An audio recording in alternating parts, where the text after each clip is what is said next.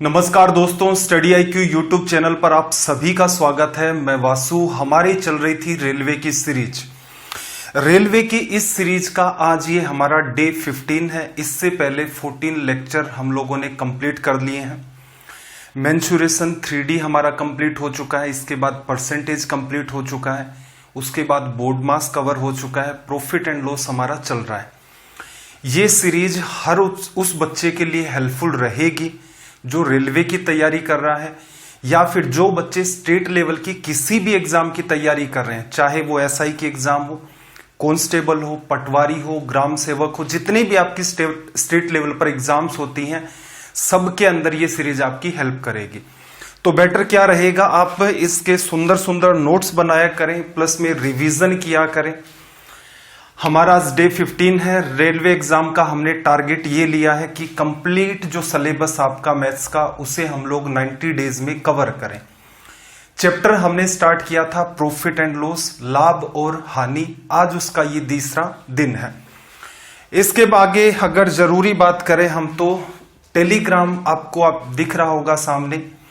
Vasu study IQ नाम से एक टेलीग्राम का चैनल बना रखा है। इस टेलीग्राम चैनल पर आपको डेली बेसिस के ऊपर एक तो क्लास की लिंक मिल जाती है।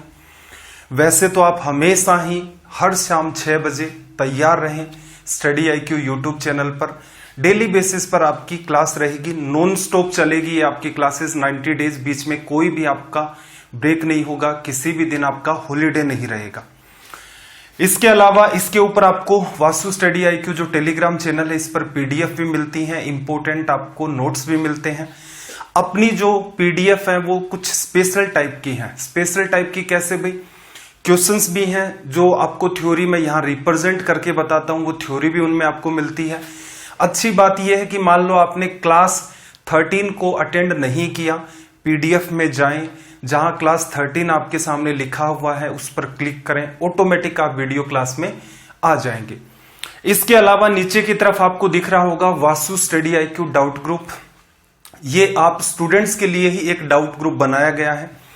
यहां पर आप अपने एग्जाम रिलेटेड जितने भी टाइप के डाउट्स हैं उन्हें पूछ सकते हैं। तो चलिए भाई अपना सेशन स्टार्ट करते हैं। आज का डे 15, क्वेश्चन नंबर 238, 237 सवाल अब तक हमने डील कर लिए हैं। लैंग्वेज की अगर हम लोग बात करें तो क्या कहा, एक दुकानदार को एक वस्तु को 400 रुपए में बेचने पर कुछ हानि होती है। यदि वह वस्तु को 1000 रुपए में बेचे तो उसे दुगुना लाभ होता है। पहले वाली हानि से, जितनी पहले हानि हो रही थी उसके कंपैरिजन में जस्ट डबल लाभ होता है। तो वस्तु का क्रय मूल्य ज्ञात करें। पिछले सेशन में हमने इस पर बात की थी कि ये जब भी कभी इस टाइप की लैंग्वेज यूज करता है तो लैंग्वेज रुपीस में भी हो सकती है और ये लैंग्वेज आपकी परसेंटेज में भी हो सकती है। यहां पर यह भी कह सकता था कि जितने प्रतिशत की हानि उसे 400 रुपए में बेचने पर होती है, उससे जस्ट डबल प्रॉफिट परसेंट होगा अगर वो उसे 1000 रुपए में बेच दे। तो आप यहां से एक सीधी सटीक बात ये समझते हैं कि 400 में बेचेगा लॉस होगा, 1000 में बेचेगा प्रॉफिट होगा। इसका मतलब ये जो आपके पास दो रेंज दे रखी हैं, एक आपकी रेंज है 400 रुपए और एक आपकी वैल्यू है 1000। इन दोनों के बीच में कहीं ना कहीं आपका कॉस्ट प्राइस एग्जिस्ट करेगा, कहीं ना कहीं बीच में कॉस्ट प्राइस आपका एग्जिस्ट करेगा। अब जो ये बात कहना चाह रहा है उसको सटीक शब्दों में लिखें।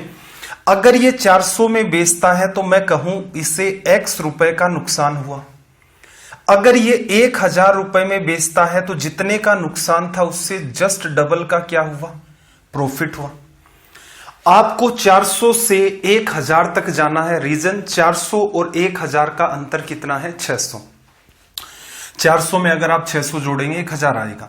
400 में अगर मैं X जोड़ दूं, X रुपए का नुकसान था, अगर मैं X जोड़ दूं तो क्रय मूल्य पर पहुंच जाऊंगा। अगर मैं क्रय मूल्य में 2X ऐड कर दूं तो मैं वापस से जो हमारा दूसरा विक्रय मूल्य है जिस पर लाभ हो रहा है उस पर पहुंच जाऊंगा।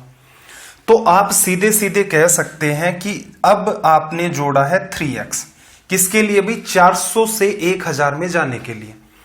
असल में 400 से 1000 तक जाते हैं तो वैसे देखा जाए तो आपको 600 ऐड करना था। x की यहां से जो वैल्यू निकल के आई हमारे पास वो कितनी हो गई 200। आपसे क्या पूछ रहा है, वस्तु का क्रय मूल्य कैसे भी निकाल दो भाई। 400 रुपए में उसने बेचा तो 200 रुपए का उसे नुकसान हुआ, तो क्रय मूल्य यहां से सीधे सीधे आप कह सकते थे कि इसका जो क्रय मूल्य है वो कितना है 600 रुपए। आप यहां से भी डील कर सकते थे, अगर 1000 रुपए में बेचता है तो 2x का फायदा होता है, 2x मतलब 400, तो 1000 में से 400 घटाते तो भी आपका रिजल्ट क्या आ जाता 600। क्या आप इस सवाल को माइंड में कर सकते हैं? बिल्कुल, इसे माइंड में करना संभव है। रीजन क्या इसके पीछे, रेशियो आसान है, दूसरा जो डेटा दे रखा है वो आसान है। कैसे भाई 400 से 1000 तक कितना 600 का गैप, पहले 1 की हानि हो रही थी तो बाद में 2 का प्रॉफिट। 400 से 1000 तक जाएंगे तो 1 और 2 3, और वैसे देखोगे तो कितना है 600। 3 वैल्यू बताती है 600 को, 1 वैल्यू बताएगी 200 को, तो इसका मतलब 1 वैल्यू 200, ऊपर वाली अगर 2 लिखना चाहोगे 400। मैंने x हटा करके इस बात को एक्सप्लेन किया है। 1000 में से 400 घटा दोगे तो भी क्रय मूल्य आएगा, 400 में अगर आप 200 ऐड कर दोगे तो भी आपका क्रय मूल्य निकल के आ जाएगा। तो ये इतने इजी लेवल के सवाल होते हैं, आप इन्हें एक बार तो प्रॉपर मैनर में समझें। देखो, समझ सबसे इंपॉर्टेंट है, कोई ट्रिक नहीं है, कोई फॉर्मूला नहीं है, कोई फालतू बात नहीं करता, मैं आपको डराने की भी नहीं करता कि इस टाइप का लेवल आएगा, ये हो जाएगा, तुम लोगों का कुछ नहीं होगा, पढ़ाई कर लो, ये कर लो। सिंपल है, देखो पढ़ना पड़ेगा लेकिन रिलेवेंट आपको पढ़ना पड़ेगा। एक तो चीजें आपकी एग्जाम ओरिएंटेड हो, दूसरा आप ऐसे मेथड सीखते हो या फिर यूं कहें कि चीजों को समझते हैं जिससे आपको कोई फॉर्मूला ना रटना पड़े, कोई ट्रिक के चक्कर में आपको ना भागना पड़े कि एक चैप्टर पढ़ रहे हैं उसमें 20 है 30 है फॉर्मूले हैं, उनको ट्रिक का नाम दे दिया और आप उनके रटने के पीछे पड़े रहते हैं। अब वो रटे आपसे जाते नहीं है, कभी 10 रटते हो, कभी 15 रटते हो, हर बार फिर एग्जाम आ जाता है, फिर वही समस्या, सवाल छूट गए, सवाल नहीं हो रहे थे, समझ ही नहीं आया। तो रीजन क्या है, मैथ्स को रटे नहीं। सबसे बड़ी समस्या ये है कि मैथ्स को आज के टाइम में इतना तहस नहस कर रखा है। रीजन, बच्चे की डिमांड है ये कि मुझे सवाल 5 सेकंड में करवा दो। 5 सेकंड में करवाओ नहीं, कोई बात नहीं है, लेकिन ये जरूर कहा करो मुझे कि ये सवाल 5-5 सेकंड में खत्म कर देंगे, और उसके साथ मुझे ट्रिक बताते जाओ।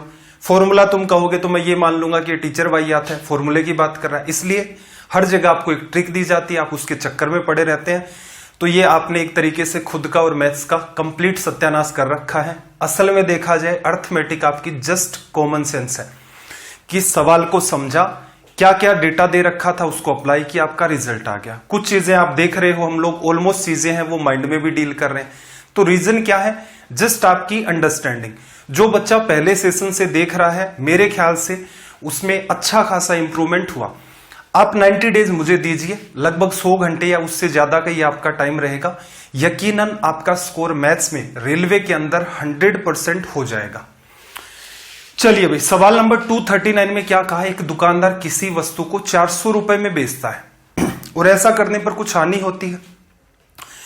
यदि वह 350 में बेचे तो उसे 5% ज्यादा हानि होती है। तो वस्तु का क्रय मूल्य ज्ञात करें। सवाल इतना आसान है कि 5% 50 को रिप्रेजेंट करता है, 10% 100 को करेगा, 100% 1000 को। सवाल इतना ही है, सोल्व हो गया, ऑप्शन बी आपका रिजल्ट आया। लेकिन आया कैसे, बात को अंडरस्टैंड करना। आपके पास है क्रय मूल्य, कॉस्ट प्राइस। एक बार क्या करता है, वो इसे 350 रुपए में बेचता है। 350 में बेचता है, उससे कुछ हानि होती है। एक बार वो क्या करता है, सॉरी गलत लिख दिया थोड़ा सा मैंने, 400 रुपए में बेचता है और उससे कुछ हानि होती है। 400 रुपए में उसने बेचा और उसे कुछ नुकसान हुआ। अगले केस में वो क्या करता है, इसे 350 रुपए में बेच देता है, उसे 5% ज्यादा नुकसान होता है। अब बात करना, यहां से अगर हम लोग समझें, यहां से अगर आप देखेंगे तो क्रय मूल्य में से क्या किया जाएगा भाई, हानि होगी तो हानि को घटाया जाएगा और आपका क्या आएगा, विक्रय मूल्य। यहां मैं मान लेता हूं कि x% का इसे नुकसान हुआ था। अगर मैं क्रय मूल्य में से x% घटा देता हूं, क्रय मूल्य का निकाल करके 400 रुपए आएंगे, इसका मतलब उसे यहां नुकसान हुआ। अगर मैं यहां से क्रय मूल्य में से अगर मैं कोई वैल्यू घटाता हूं जो मेरा नुकसान हुआ है, तो मुझे अगले केस में कितने रुपए मिलते हैं, 350। इस केस में नुकसान कितने का हुआ भाई? जितना पहले हो रहा था उससे 5% ज्यादा। तो पहले x% का था, अब x प्लस 5% का नुकसान होगा। अब कॉमन सेंस लगा करके देखें, असल में इन दोनों का अंतर कितना है? तो आप कहेंगे कि इन दोनों का अंतर 50 रुपए साफ साफ दिख रहा है। दिख रहा है? यहां क्या किया है? क्रय मूल्य में से x% घटाया। यहां क्या किया है? क्रय मूल्य में से x प्लस 5% घटाया। या यूं कहें कि यहां x% तो घटाता ही घटाता है क्रय मूल्य का, प्लस में क्रय मूल्य का 5% भी उसे घटाना पड़ रहा है। क्लियर? तो आप यहां से कह सकते हो असल में ये किसको रिप्रेजेंट करता है भाई? 5% को।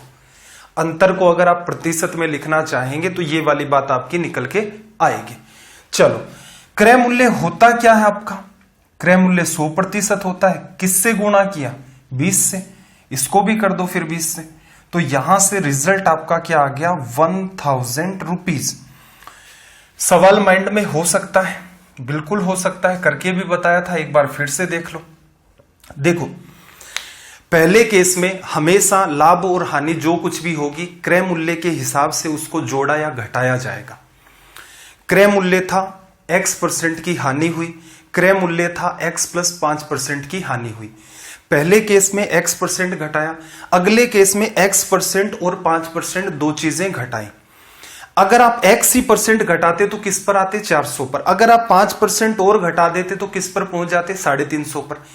तो असल में देखा जाए यहां पर दोनों चीजों का अंतर कितना है? 5%। और वैसे कितना है? 50। 5% को 100% बनाना है, किससे गुणा करना पड़ेगा भाई? 20 से। 50 को भी क्या कर दो? 20 से। 1000 आपका रिजल्ट आ जाएगा। ठीक है? कुछ बच्चे देखो इस चीज को रट लेते हैं कि अंतर दिया होता है, ज्यादा वाली बात रहती है, कम वाली बात रहती है, इसकी इन दोनों के साथ तुलना की जाती है सीधे सीधे अंतर के साथ। मैं फिर से आपको कह रहा हूं, चीजों को रटने की कोशिश ना करें। लैंग्वेज कभी भी चेंज हो सकती है इनकी। जैसे लैंग्वेज चेंज होगी आपका सवाल गलत होने के चांसेस पूरे पूरे बन जाएंगे। रटना नहीं है, अंडरस्टैंडिंग। अंडरस्टैंडिंग एक बार आपकी आ गई, बिल्कुल सवाल माइंड में हो रहा भाई, करके भी बताया है और आपको समझ भी आया होगा। चलिए भाई, सवाल नंबर 240 की बात कर लेते हैं। सवाल नंबर 240। सबसे पहला काम इसकी आप लैंग्वेज को पढ़ें। अगर सोल्व कर सकते हैं तो बहुत अच्छी बात है।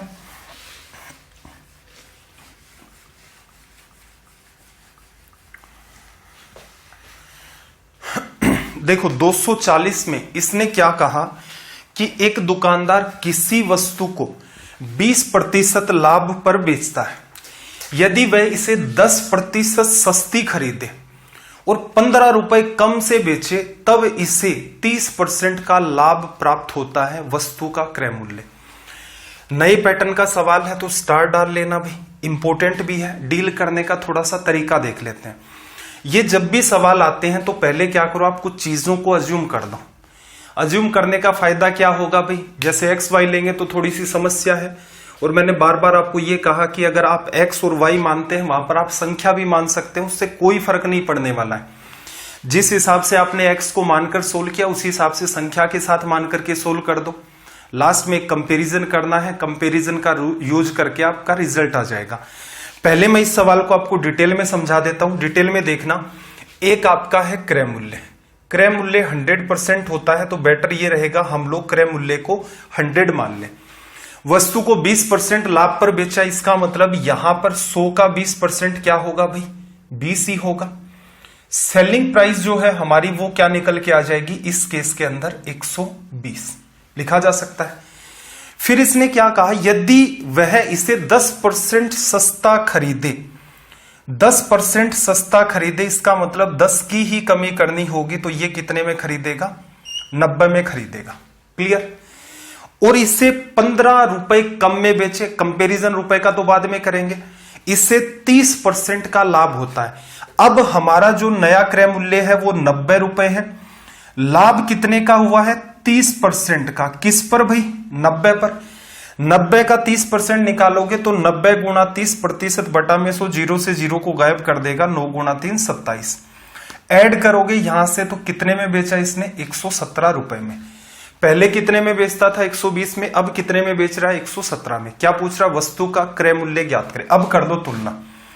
दोनों जो आपके विक्रय मूल्य हैं 120 और 117, दोनों का आपके पास जो अंतर है वो कितने का है भाई? 3 का। असल में देखो क्या कह रहा था, 15 रुपए कम बेचे, यहां 120 में, यहां 117 में, 3 कम में। 3 असल में किसको बता रहा है? 3 बता रहा है 15 रुपए को। रेशियो को अगर आप रुपीज में कन्वर्ट करते हैं, मल्टीप्लाई बाई 5 आया। क्रय मूल्य आपका कितना है? 100, और यहां से मल्टीप्लाई करोगे 5 का तो ये कितना आ जाएगा? 500 रुपए। ये तो आपकी कंप्लीट अंडरस्टैंडिंग। अब किसी बच्चे को डाउट हो सकता है कि सर क्रय मूल्य तो ये भी था, इसे क्यों नहीं निकाला? फिर 90 को 5 से गुणा कर देते, 450 आ जाता, इसे क्यों नहीं निकाला? एक बात बताओ मुझे, ये जो बात है क्या ये असल में क्रय मूल्य है? ये तो उसकी कंडीशन है, इफ केस है ये आपका, ये तो उसकी शर्त है। वो ये कह रहा है कि अगर ऐसा कर दे तो ऐसा हो जाएगा। अगर वो 90 में खरीद के 117 में बेच दे तब ये होगा 30 रुपए का, 30% का लाभ होगा और यहां से इतने का अंतर क्रिएट होगा। असल में ये क्रय मूल्य नहीं है, ये सवाल की शर्त है। अगर ऐसा कर देता तो ये होता। बात नंबर 1, यहां कंफ्यूजन नहीं क्रिएट करना है, ठीक है? तो इसका मतलब असल में देखा जाए तो क्रय मूल्य ये है। कई बार सवाल में वो क्या क्या पूछ सकता है, बात को समझना। आपसे ये बात भी पूछ सकता है कि इसकी वैल्यू क्या होगी, जैसा हमारे सवाल में पूछा। आपसे ये भी कह सकता है कि बताओ ये जो विक्रय मूल्य था पहले केस में, ये आपका कितना था। आपसे ये भी पूछ सकता है सवाल को घुमा करके, अगली बार वो इतने में बेचता है तो नया क्रय मूल्य आपका क्या होगा, तो ये नया विक्रय मूल्य क्या होगा। ये आपको ये भी कह सकता है कि अगर वस्तु को 30% लाभ पर बेचते हैं तो क्या होगा। इसका मतलब क्रय मूल्य निकालेंगे, उसका 30% लेंगे, 130 को गुणा करते 5 से तो 650 रुपए आ जाता। अलग अलग संभावनाएं बनती हैं। अब इस पैटर्न को देख करके आपको ये लग रहा है कि ये दिखने में टिपिकल है, तो देखना जरा एग्जाम में जब आप डील करेंगे तो इसमें सुधार करने हैं। अब जल्दबाजी नहीं बचानी है भाई आपको। कई बच्चे क्या है, नेक्स्ट मचा देते हैं। मुद्दा ये है, मेरा उद्देश्य ये है कि जो भी बच्चा कांस्टेबल की भी तैयारी कर रहा है उसको भी ये समझ में आ जाए। क्लियर? तो कांस्टेबल के बच्चे को अलग से थोड़ा ना पढ़ाएंगे। रेलवे का एक पैटर्न है, स्टेट लेवल की सारी एग्जाम कवर होती हैं। इसका मतलब थोड़ा सा और बेसिक से उठा लो कि हर बच्चे को समझ में आना स्टार्ट हो जाए। इसलिए यहां पर आपको हर सवाल जो भी नया आता है उसको डिटेल में समझाया जाता है। फिर एक आपकी एग्जाम अप्रोच होती है। कुछ भी नहीं समझ में आ रहा, ये पैटर्न प्रीफर करना है। अब एग्जाम में सुनो, एग्जाम में आप ऑब्जर्व करेंगे तो ये 3 जो बातें मैंने यहां पर लिखी हैं ये एकदम इजी होती हैं। कैसे? 100 रुपए में खरीदा, 120 में बेचा, 20 का लाभ, 10% कम में खरीदा। 100 के हिसाब से ये दोनों की दोनों चीजें बड़ी ही आसानी से निकल गई ना। चित्रकारी दौड़ना करोगे, सीपी हो गया, एसपी हो गया, 20 जोड़ा, 10 घटाया, 10% 10 होता, नहीं, इतना लिखा। इसका 30% जितना स्पीड से निकालोगे उतना आसान होगा। आसान वैल्यू है 90 गुणा 3, 90 गुणा 30 और प्रतिशत है, 2 जीरो खत्म कर देगा, 27 ऐड करोगे 117। अंतर कितना का भाई? 3 का। 3 15 को बताता है, 5 से गुणा किया, 100 को 5 से कर दो 500। एग्जाम में इतना सा काम आपको करना था। कंपैरिजन सवाल का आसान है, तुरंत कर दिया। रिजल्ट लिखने की नीड है नहीं है, तुरंत का तुरंत आप लिख सकते हैं, ऑप्शन में टिक मार सकते हैं। तो मेरे ख्याल से आपको यह बात समझ आ गई होगी कि आपको क्या सुधार करने हैं यहां पर और कैसे इन सवालों की अंडरस्टैंडिंग जो है उसे डेवलप करनी है। 241 पर आ जाओ। पहले लैंग्वेज को रीड करें। सवाल का स्तर बढ़ाया है, इसी टाइप का सवाल है, कोई फर्क नहीं पड़ेगा। थोड़ी सी कैलकुलेशन ज्यादा मान सकते हो इस सवाल की।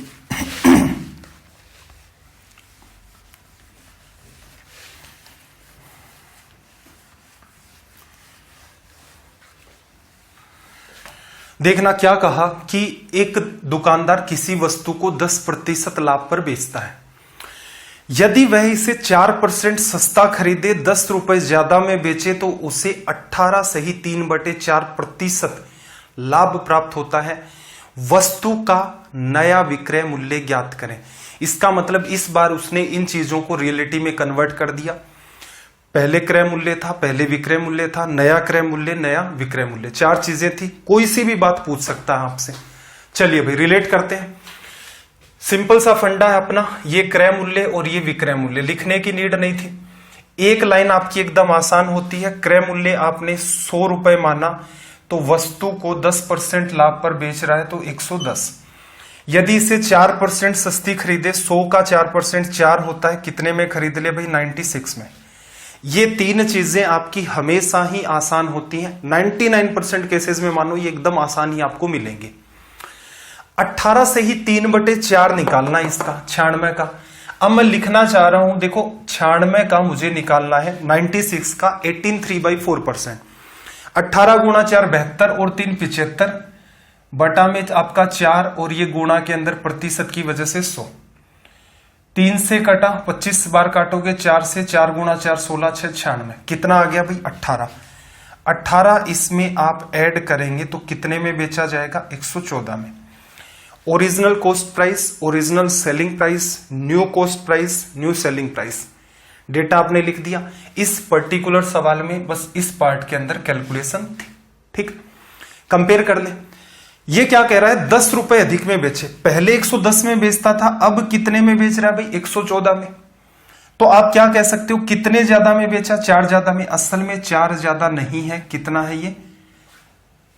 10 रुपए लिखा जा सकता है। आपसे क्या पूछ रहा है? नया विक्रय मूल्य 114, इसकी वैल्यू क्या होगी? तो यहां से देखो, आप अगर 1 की वैल्यू निकालना चाहें तो कितनी आ जाएगी? 10 में 4 का डिवीजन करोगे 5/2। अगर आपको नीड है 114 की, 1 की वैल्यू आपने निकाल दी, 5/2 से मल्टीप्लाई कर दिया, ये 57। 7 गुणा 5 35, 25 और 3 आपका 38। ये आपका यहां से क्या आ गया? रिजल्ट। कंपैरिजन वाला पार्ट अगर आपको लगे बहुत आसान है तो आप लिख करके ना करें, मेरी माने तो। अंतर आपको 4 दिख रहा था, 4 10 को बताता है। 1 की वैल्यू लोगे 10/4, 5/2 हो गया, लिखा जा सकता है। 114 को 5/2 से गुणा करना था। 114 में 2 का डिवीजन कर दो, 57। 57 गुणा 5 करोगे तो आपका रिजल्ट आ जाएगा 385। एक मिनट गलत कर दिया भाई। 5 गुणा 25 और 3 28, 285। तो ये आपका यहां से हो गया रिजल्ट। चलिए सवाल नंबर 242 पर मूव करते हैं। सेम वो का वही काम है। लैंग्वेज को रीड करो, अटेम्प्ट कर सकते हो तो बहुत अच्छी बात है। सवाल की लैंग्वेज को चेंज किया गया है।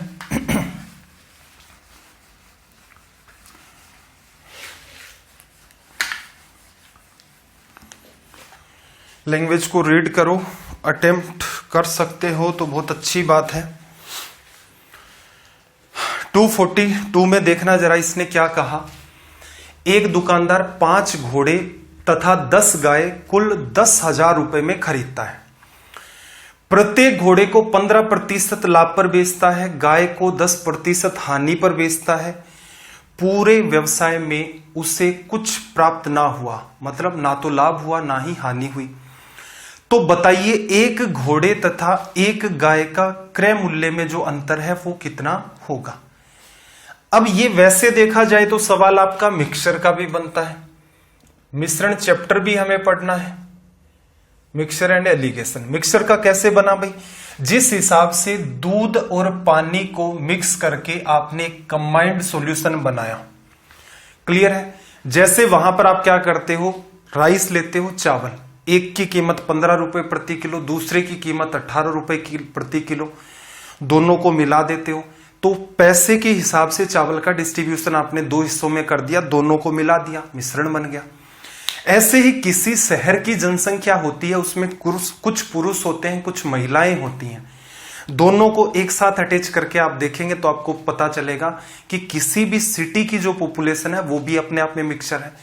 तो सेम यहां पर भी बात ऑब्जर्व करना कि 5 तो आपके पास क्या है? घोड़े हैं, और यहां पर आपके पास 10 गायें हैं। तो ये भी अपने आप में क्या बनाता है? मिक्सचर बनाता है, घोड़े और गाय का मिक्सचर। ठीक है, ये आपके पास फीलिंग होगी। मिक्सचर की जो अप्रोच है वो कैसी होगी भाई, ये मिक्सचर में पढ़ेंगे, लेकिन मेरे ख्याल से कुछ बच्चों को पता भी होगा, नहीं भी पता है तो इस सॉल्यूशन को कॉपी कर देना। दूसरा सॉल्यूशन मैं यहां पर और रखूंगा आपका। देखो 5 घोड़े हैं, हर एक को बेचा, कितने का लाभ हुआ? 15% का। तो यहां पर नीचे क्या आ गया भाई? 15%। हटा रहा हूं मैं, परसेंट नहीं लिखना। फिर देखना जरा, हर एक गाय पर 10% की हानि होती है तो 10 गायों पर भी 10 ही % की होगी, एवरेज चलता रहता है ये तो ये 10। ऐसा करने पर हानि है तो माइनस लगेगा, ना तो लाभ हुआ ना ही हानि। अब क्या करते हो? क्रॉस में लेस करते हो, बड़े में से छोटे को। 15 में से 0 चला गया, आपके पास 15 बचा। ये बड़ी वैल्यू है, 0 में से माइनस करोगे -10 तो कितना आ जाएगा, प्लस का 10। कैंसिल आउट करोगे 5 से 2:3। क्या आया, उसने जितने भी यहां पर जो क्वांटिटी थी उनको 2 रुपए में खरीदा है, यहां जितने भी थे उनको 3 रुपए में खरीदा है। कुल उसका खर्चा कितना है भाई, 5 असल में किसको बता रहा है, आपका 10,000 रुपए को। किससे गुणा किया भाई आपने गुणा किया है 2000 से। तो इसका मतलब उसने घोड़े कितने में खरीदे, 2000 से गुणा करूंगा तो कितने हजार में, 4000 में। गाय उसने कितने में खरीदी भाई, 3 में, तो 2000 से गुणा करेंगे तो 6000 में। अब आपको क्या पूछा उसने, एक घोड़े और एक गाय के क्रय मूल्य में अंतर। कितने घोड़े खरीद लिए भाई, 5। कितने में, 4000 में। एक घोड़े की कीमत बटा में कर दो 5। गाय कितनी खरीदी है उसने, 10। एक गाय की कीमत डिवीजन कर दो 10 का। ये इससे कट गया 600, ये 8 बार कट रहा 800। अंतर लेना है, 800 में से 600 चला गया, रिजल्ट क्या आ गया आपका 200। तो ये तो अप्रोच होती है इस सवाल को मिक्सर के थ्रू डील करने की। एक तरीका मैं आपको और बता देता हूं, रीजन सिर्फ इतना सा है कि मिक्सचर आपने अभी तक, मतलब मैंने नहीं पढ़ाया है, हो सकता आपने पहले भी पढ़ रखा हो, तो इसी सवाल में देखना। दूसरा जो हमारा मेथड है, अब ये क्या है अपना, कंप्लीट अंडरस्टैंडिंग पर बेस्ड है। कंप्लीट अंडरस्टैंडिंग पर बेस्ड कैसे भाई, तो देखो आप ऐसा करो, एक घोड़े की कीमत क्या मान लो, h मान लो, लिखा जा सकता है, ठीक है। एक घोड़े की कीमत आपने क्या मान ली, h। घोड़े कितने हैं भाई आपके पास, कुल मिलाकर के 5। तो ये कीमत किसकी है, 5 घोड़ों की। फिर 10 आपके पास क्या है, गाय। एक गाय की कीमत आपने मान ली c, और 10 गायों की कीमत कितनी हो गई आपकी, 10 से। लिखा जा सकता है। ये घोड़ों का क्रय मूल्य है 5 का, ये 10 की 10 गाय है, उनका क्रय मूल्य है। अब देखो घोड़ों पर उसे लाभ कितना मिला, 5 घोड़ों पर हर एक पर 15% मिलेगा। इसका मतलब 5 पर एवरेज जो निकलता है वो 15%। 15% का इसे लाभ हुआ। सभी की सभी गाय की बात करें, एक गाय पर 10% का लॉस हो रहा है, इसका मतलब सभी गायों पर भी उसे एवरेज जो लॉस है वो 10% का होगा। अब पूरे बिजनेस में ना तो लाभ हुआ ना ही हानि हुई, इसका मतलब यहां उसने जितना फायदा कमाया यहां उसे उतना लॉस हो गया। इसका मतलब संख्या के मामले में ये दोनों चीजें आपकी इक्वल आएंगी। सोल्व कर दे, परसेंट से आपका परसेंट कट गया, हॉर्स अपोन में मैं लिखना चाह रहा हूं कब, 10 गुणा 10 आपका 100 हो गया, 15 गुणा 5 आपका 75 हो गया। 100 बटा में 75, 25 से काट दोगे 4/3। आपका मन करे तो आप यहीं की यहीं भी कटिंग कर सकते हैं। क्या कंक्लूजन निकला भाई, एक घोड़े की जो कीमत आपने मानी थी वो 4 है, एक गाय की कीमत 3 है, और इन दोनों का आपके पास जो अंतर है घोड़े और गाय की कीमत का वो कितना है, 1। ठीक है। अब हमें पता लगाना है कि असल में देखा जाए तो यहां पर ये अनुपात में 1 की वैल्यू क्या होती है। तो देखना, एक घोड़े को 4 में खरीदा, 5 घोड़ों को कितने में खरीदेगा भाई, 5 घोड़ों को खरीद लेगा 20 में। एक गाय को 3 में खरीदा, 10 गाय कितने में खरीद लेगा, ये 30 में। तो कुल मिलाकर के ये 50 में खरीद लेगा। 50 में ना खरीद कर इसने क्या कहा है आपसे, 10,000 रुपए में खरीदा। किससे गुणा किया भाई, नंबर्स को आसान करना है तो 0 से 0 काट दो। 5 को 1000 बनाए, इसका मतलब 200 से गुणा किया। किसकी वैल्यू, 1 की। यही तो आपको बतानी थी, क्योंकि अगर यहां अंतर 2 होता तो 2 का 200 से गुणा करते 400 हो जाता। तो ये क्या आपकी अंडरस्टैंडिंग है। काम असल में देखा जाए मिक्सचर का जो पैटर्न है, अगर आप गौर से देखेंगे, इक्वेशन के बाद आपका मिक्सचर का पैटर्न बनता है, मिक्सचर के पैटर्न से इक्वेशन नहीं बनती। ये आपका कॉमन सेंस है, कुछ नहीं करना, स्टेप बाय स्टेप चलते रहो, तनाव ही खत्म हो जाएगा कंप्लीट। चलो भाई, सवाल नंबर 243 की बात कर लेते हैं।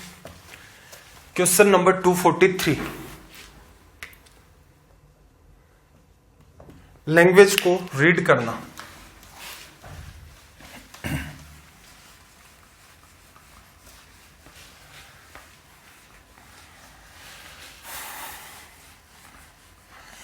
देखो 243 में इसने क्या कहा कि 3 वस्तुओं का विक्रय मूल्य समान है। सबसे जरूरी बात यही होती है कि सवाल को ध्यान से पढ़ें। सेलिंग प्राइस जो है वो हर केस में क्या आनी चाहिए भाई, आपकी इक्वल। पहले पर 20% का लाभ हुआ, दूसरे पर 10% की हानि हुई, तीसरे पर 25% की हानि हुई। इस प्रकार उसे कुल मिलाकर 60 रुपए की हानि होती है। प्रत्येक वस्तु का क्रय मूल्य ज्ञात करें। तो इसका मतलब क्या हुआ भाई, विक्रय मूल्य तो तीनों का जो है वो सेम करना ही पड़ेगा। कुल मिलाकर उसे 60 की हानि हुई, इसका मतलब कुल विक्रय मूल्य भी निकालना है, कुल क्रय मूल्य भी निकालना है। एक बात और कही इसने कि प्रत्येक वस्तु का क्रय मूल्य भी बताओ। इसका मतलब क्या हुआ भाई, अब कुछ बच्चे इसको ऑप्शन से भी तुक्का मार रहे होंगे कि कहां पर जो सम है आपका 600 बन रहा है। ठीक है, ये वाहियात तरीका होता है सोल्व करने का इन सवालों को, ऑप्शन के थ्रू कहीं भी आपको तुक्के नहीं मारने। ठीक है, चलो अब मुद्दे की बात कर लेते हैं हम लोग। यहां पर आपको एक वस्तु का क्रय मूल्य भी चाहिए, विक्रय मूल्य को इक्वल भी करना है, डिफरेंस 60 का है। क्या करते हैं, तो सिंपल है भाई, तीन वस्तुएं हैं, क्रय मूल्य और विक्रय मूल्य का अनुपात ले लो। पहली वस्तु को 20% लाभ पर बेचा, 20% 1/5 होता है, इसका मतलब 5 रुपए की वस्तु खरीदी तो कितने में बेचोगे, 6 में। दूसरे केस में 10% की हानि हुई, 10% आपका 1/10 होता है, 10 रुपए में खरीदा, 1 का लॉस हो गया, कितने में बेचोगे भाई, 9 में। तीसरे केस में क्या कहा, 25% की हानि, 25% आपका 1/4 होता है, 4 रुपए में अगर आपने खरीदा है आर्टिकल को तो कितने में बेचोगे, 3 में। शर्त यह है कि ये जो मामला है ये आपका इक्वल होना चाहिए। अब आपस में हम लोगों ने क्या निकाले हैं, हमारे पास पहली वस्तु थी, हमारे पास दूसरी वस्तु थी और तीसरी वस्तु थी। हर एक आर्टिकल के लिए हमने जो बात परसेंटेज में दे रखी है उसको रेशियो में लिख लिया। शर्त यह है विक्रय मूल्य समान हो। क्या विक्रय मूल्य समान है, नहीं है। 6, 9 और 3 लघुत्तम लिया 18, इसका मतलब हम लोग सभी को 18 बना दे तो बेटर रहेगा। इसको अगर आप 18 बनाना चाहते हैं तो किससे गुणा करोगे भाई, 3 से। क्या 5:18 बात सूट करेगी, नहीं करेगी। रीजन क्या, मामला गलत हो जाएगा। कैसे, 5 में खरीदा, पहले 6 में बेचा, अब 5 में खरीद रहा, 18 में बेच रहा है, इसका मतलब 3 का इससे भी गुणा करो। रीजन क्या है, 15:18 ये बात लिखी जाएगी, फिर से सरल कर दोगे तो कितना आ जाएगा, 5:6। इसका मतलब अगर दो संख्याएं अनुपात में हैं तो उन दोनों को किसी एक पर्टिकुलर नंबर से मल्टीप्लाई कर दो या एक पर्टिकुलर नंबर से डिवाइड कर दो, कोई फर्क नहीं पड़ता। तो हमें क्या करना था, सेलिंग प्राइस को इक्वल करना था। 3, 9 और 6 का लघुत्तम आपने देखा 18 आ रहा है, तो बेटर क्या रहेगा, छोटे से छोटा नंबर 18 बन रहा है, 18 बना लो। इसको 18 बनाना किससे गुणा करूं, 2 से, तो इसको भी तो 2 से करना पड़ेगा। इसको 18 बनाना है, 6 से गुणा करोगे तो इसको भी 6 से करना पड़ेगा। तुलना कर लें जरा। इसने क्या कहा, कुल मिलाकर के जो हानि हुई है वो 60 रुपए की है। तो हानि का कंपैरिजन कब करोगे, जब आपके पास टोटल कॉस्ट प्राइस होगी, जब आपके पास टोटल सेलिंग प्राइस होगी। सेलिंग प्राइस में तो कोई दिमाग नहीं लगाना। 18, 18, 18 ये सीधे सीधे कितनी बन गई भाई, 54। इसको देखना, 10 गुणा 2 20, 6 गुणा 4 आपका 24, 20 में 24 जोड़ा 44, 44 में 15 जोड़ोगे तो कितना आ जाएगा, 59। इसका मतलब उसने तीनों आर्टिकल को 59 में खरीदा, 54 में बेच दिया। कितने का कुल लॉस हुआ इसे, लॉस हुआ इसे 5 का। असल में ये 5 ना होकर के किसको रिप्रेजेंट कर रहा है, 60 रुपए को। 5 को 60 बनाया, किससे मल्टीप्लाई किया, 12 से। प्रत्येक वस्तु का क्रय मूल्य निकालना है तो भाई ऐसा करो, हर एक वस्तु का जो क्रय मूल्य है, जैसे यहां 12 से गुणा किया, रेशियो की चीजें थी, ओरिजिनल वैल्यू लाने के लिए 12 से गुणा करना पड़ता है। 5 गुणा 3 को 12 से करोगे तो 12 गुणा 5 60 गुणा 3 आपका हो गया 180। 12 गुणा 10 120 गुणा 2 240। फिर देखना यहां से 12 गुणा 6 72, 72 को 4 से करोगे, 70 को 4 से करते हो, 7 गुणा 4 280, 2 को 4 से गुणा करोगे 8, तो ये कितना आ जाएगा 288। ये आपका हो गया रिजल्ट। ठीक है, तो आपको ये वाला काम सीपीएसपी लिखने की नीड नहीं थी। पहली बात, इसको अवॉइड कर दो, उसकी भी नीड नहीं थी। यहां फर्स्ट सेकंड थर्ड आर्टिकल लिखने की भी नीड नहीं थी। बचा हुआ पार्ट बिल्कुल आपको एग्जाम में करना ही पड़ेगा, इसके अलावा और कोई सटीक समाधान इसका बनता नहीं है, जैसा इसने सवाल पूछा है। चलिए भाई 244 की बात करें। ये सवाल मेरे ख्याल से रिपीट हुआ लग रहा है, देख लेते हैं। रिपीट हो गया होगा शायद, मेरे ख्याल से ये पढ़ाते हुए जितना भी टाइम हुआ है, दूसरा या तीसरा सवाल होगा जो रिपीट हुआ है। पढ़ाते हुए का मतलब ये हो गया जब से मैं पढ़ा रहा हूं स्टडी आईक्यू पर, तब से। रेलवे की सीरीज में शायद ये पहला सवाल है जो दूसरी बार अपना रिपीट हुआ है। ठीक है, कई बार ध्यान नहीं रह पाता। देखना, इसने क्या कहा, यदि हानि 20% है तो क्रय मूल्य को किस भिन्न से गुणा किया जाए क्रय मूल्य प्राप्त हो जाए। सॉरी, विक्रय मूल्य को किससे गुणा करें। सिंपल सी बात है, देखो कॉस्ट प्राइस क्रय मूल्य सीपी मान लिया, 20% का लॉस है, पीछे करवा चुका हूं इसको। क्रय मूल्य के 80% पर बेचेगा जो क्या है 4/5, बराबर में क्या आ जाएगा विक्रय मूल्य। चाहिए क्या भैया आपको, सेलिंग प्राइस को किससे गुणा करें कि कॉस्ट प्राइस आ जाए। सीपी पड़ा रहने दो, एसपी पड़ा रहने दो, ये उधर जाएगा तो 5 ऊपर 4 नीचे। या फिर ऐसा यहां का यहां अंडरस्टैंड कर सकते थे कि इधर हमें सिर्फ सीपी रखना है, 5/4 से गुणा किया, ये कट गया, ये 5/4 मल्टीप्लाई में आ गया। ठीक है, ये तो सवाल पीछे हो चुका था, रिपीट हो गया है। चलिए 245 की बात कर लेते हैं। 245, देखो इसने क्या कहा कि दो वस्तुओं का विक्रय मूल्य सेलिंग प्राइस जो है वो सेम है, पहले पर 10% का लाभ, दूसरे पर 10% की हानि होती है, पूरे व्यवसाय में उसका लाभ या हानि प्रतिशत क्या होगा। इसका एक तो क्या है कि ये कॉमन सा पैटर्न है कि बच्चे याद कर लेते हैं x² डिवाइड बाई 100%, और ये हमेशा ही क्या निकल के आता है, लॉस। अब ध्यान यहां रखना, कब, जब आपकी सीपी जो है वो इक्वल है। अगर इसी सवाल में कह देता आपकी जब आपकी एसपी इक्वल होती है तब ये वाली बात आप फॉलो करवा सकते हो। ठीक है, अगर आपकी सीपी इक्वल है और एक बार x% प्रॉफिट पर बेच रहा है, एक बार x% लॉस पर बेच रहा है, तो यहां से क्या आ जाएगा, नो प्रॉफिट नो लॉस। अब पहले तो मैं आपकी ये बात क्लियर कर देता हूं कि ठीक है, इस पैटर्न में कोई बुराई नहीं है, ये इतना कॉमन पैटर्न है कि इस बच्चे को ये वैसे ही ध्यान रहता है।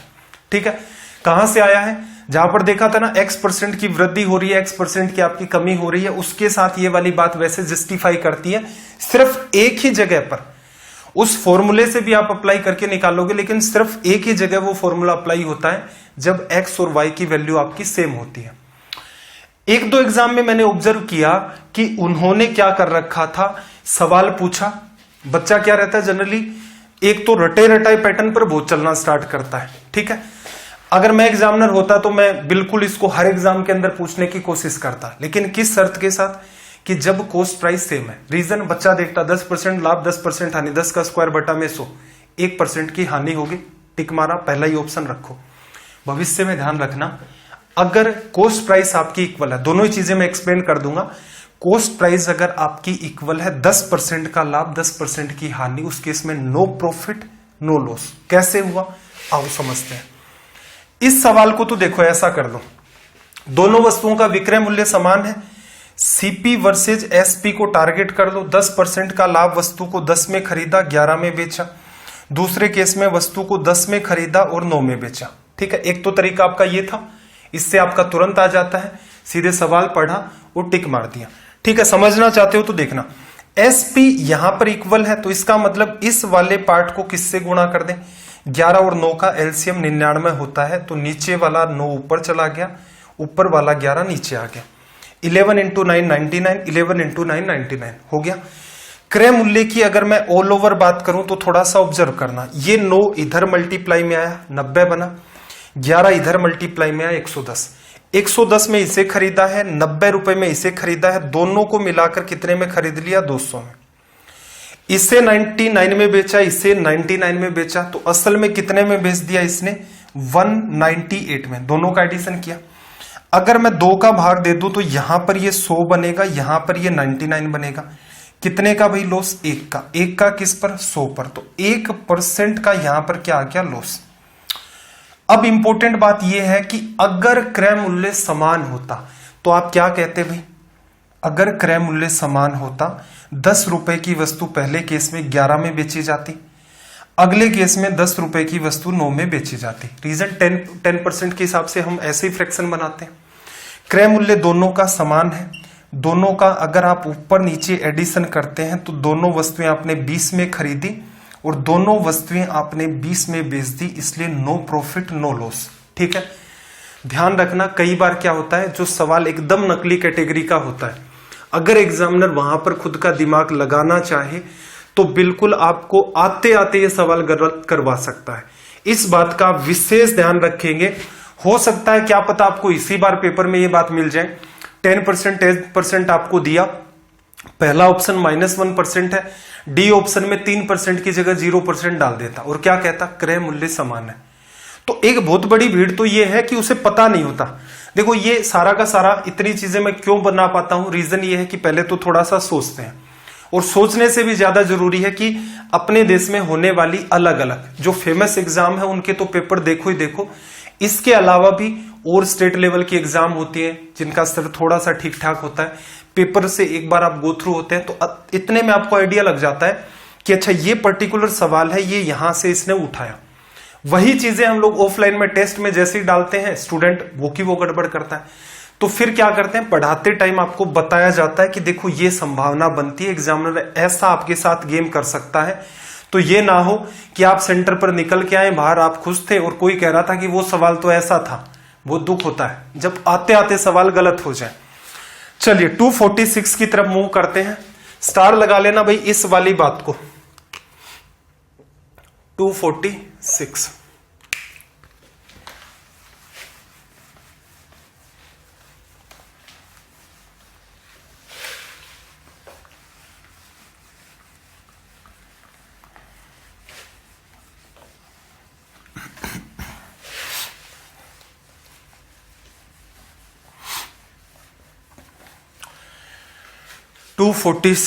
इसी पैटर्न पर पूछा गया फिर से एक सवाल है। एसएससी में कई बार ये पैटर्न रिपीट हो चुका है। देखना इसमें क्या कह रहा है, एक मकान तथा एक दुकान में से प्रत्येक को 12,000 में बेचा। मकान पर 20% की हानि, दुकान पर 20% का लाभ रहा, लाभ या हानि प्रतिशत ज्ञात करें। ठीक है, चलो ये इसके आगे वाला जो सवाल होगा वो थोड़ा डिफरेंट होगा। ये तो फिर इजी सवाल हो गया। पहली बात तो देखना यहां चीजें परसेंटेज में दे रखी हैं, रिजल्ट परसेंट में मांग रहा है, तो 12,000 रुपए का कोई रोल नहीं है। ठीक है, तो आप सीधे सीधे क्या कह सकते थे कि यहां हमेशा ही लॉस होता है। लॉस कितना, 20 का स्क्वायर डिवाइड बाई 100%, ये हमेशा ही लॉस आता है। 20 का स्क्वायर 400, 100 का डिवीजन करोगे तो 4%, ये आपका रिजल्ट आ गया। ये तरीका बिल्कुल आप सीख लेना भाई, इसका कोई सब्स्टिट्यूट नहीं है। रीजन ये है कि रेशियो वाले मेथड से हम लोग करते हैं तो हमारा टाइम किल होता है।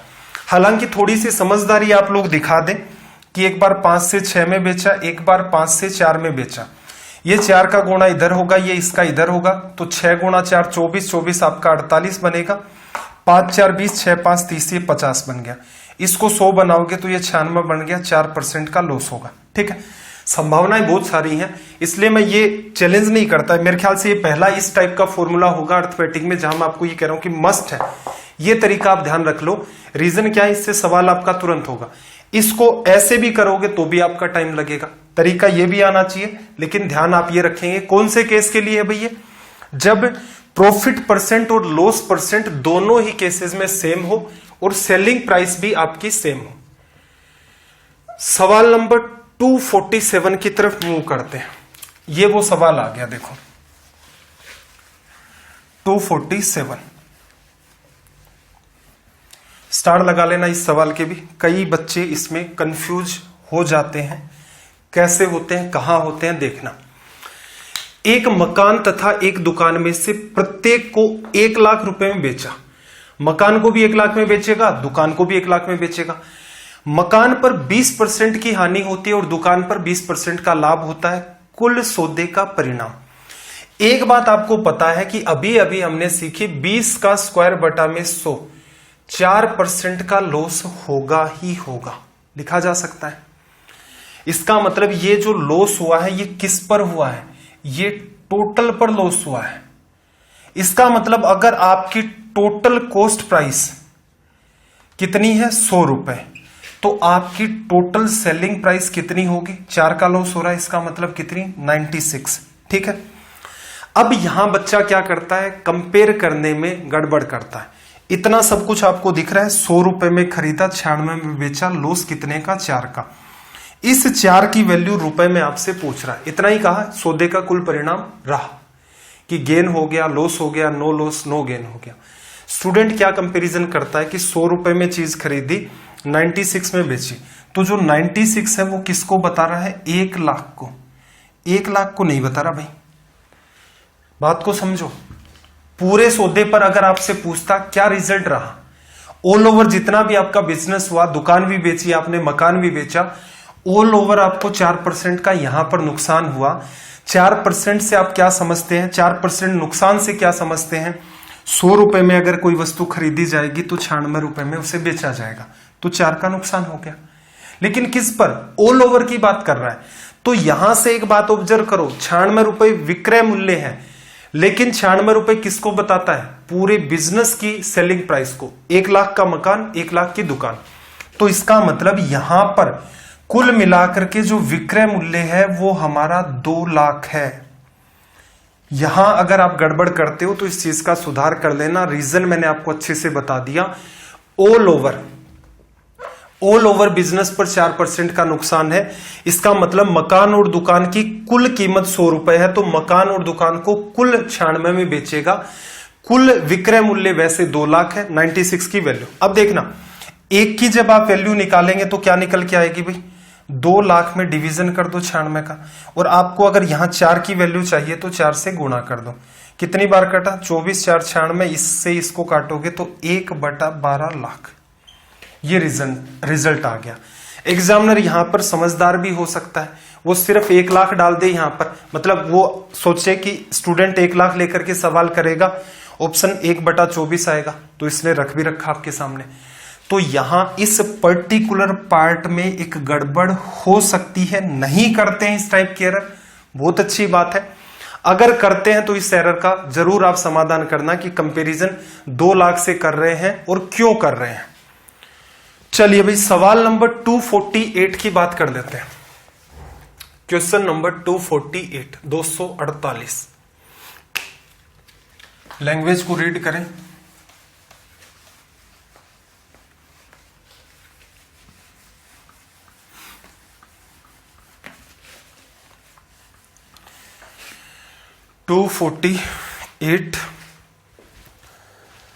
इजी कैटेगरी का सवाल है, मतलब जिस टाइप के हमने सवाल कर रखे हैं उन्हीं से मिलता जुलता है। देखना क्या कहा, 2 घड़ी हैं, 2 वॉचेस के विक्रय मूल्य बराबर है। एक को 15% हानि पर बेचा गया, दूसरी को 19% लाभ पर बेचा गया। दोनों घड़ियों का कुल क्रय मूल्य 720 है, तो 15% हानि पर बेची गई घड़ी का क्रय मूल्य कितना है? देखना जरा, 15% का मतलब, अगर 15% का मतलब नहीं पता है तो आप क्या लिखेंगे? 15/100। 5 से काटोगे 3 बार कटेगा, 5 से काटोगे 20 बार। माइंड में भी काट सकते थे।